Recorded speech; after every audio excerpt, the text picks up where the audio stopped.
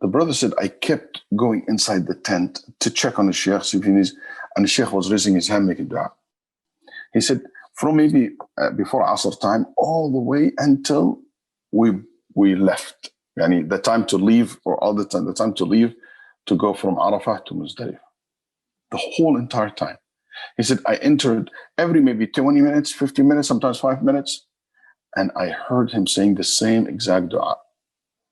Every time I go inside, I heard the same exact dua. He was saying, Allahumma aslih li qalbi, Allahumma aslih li qalbi, Allahumma aslih li qalbi.